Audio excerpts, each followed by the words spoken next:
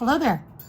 See, the book of Ecclesiastes in the Bible, right before you get into all the books of the prophecy and all that, it's the last of the poetry books or the songs, Song of Solomon's after Ecclesiastes, but the ending of Solomon's words of wisdom to the people in this book.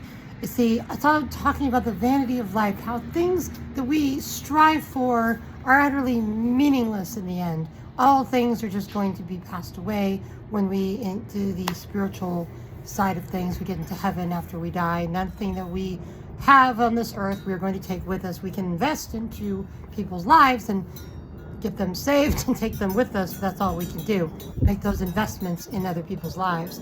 But the things we have, the production we accumulate, all of that stuff eventually is meaningless. And that's really where it's going. All the life and work under the sun, all the toil, if you're not doing it for God, what are you doing it for, is basically what it's saying.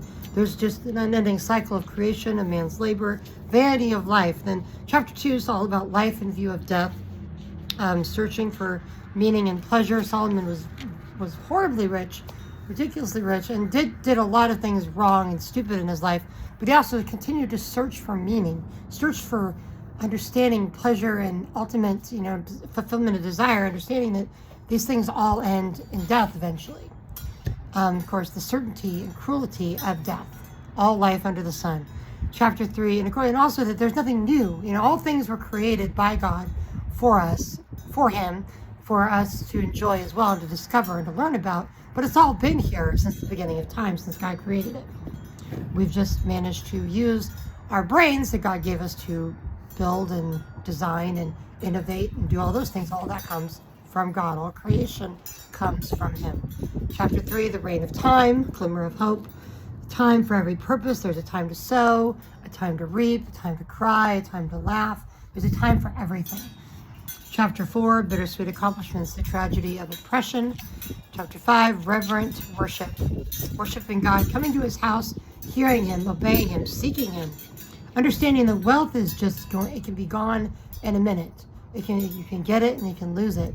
But that's not what we should be striving for. What we should be striving for is our relationship with God, with Jesus Christ, who was born and died for us. Remember, He came not as just like a, oh no, they sinned in the garden, what are we going to do? No. Even before Adam and Eve were created, God knew what was going to happen. He knew that He would have to send His own Son to die for us, for sin. Chapter 6, all about wealth, not being able to satisfy, the weakness of wealth, all of the meaningless there. Not a bad thing to have as long as you're using it to bless God and bless other people and do things like that. Chapter 7, trying to find a better way, better life, better wisdom in considering all these things, life being better, with God. That's ultimately what this entire book is about. Wisdom and mystery in chapter 8.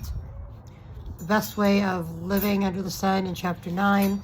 Folly and wisdom, foolishness, disgrace. And then chapter 11 towards true wisdom, looking beyond what we can see. And of course, all of the conclusions in chapter 12.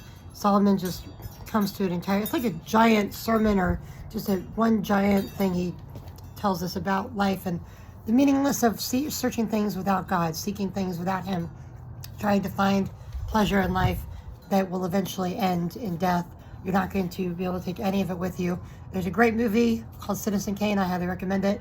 Just kind of ends with one of the richest guys around during that time, and what life is like and how miserable he was in the end, just because you can't really take any of it with you in the end. It all just burns up to nothing. You'll understand that a little bit more when you watch Citizen Kane. Anyway, good movie.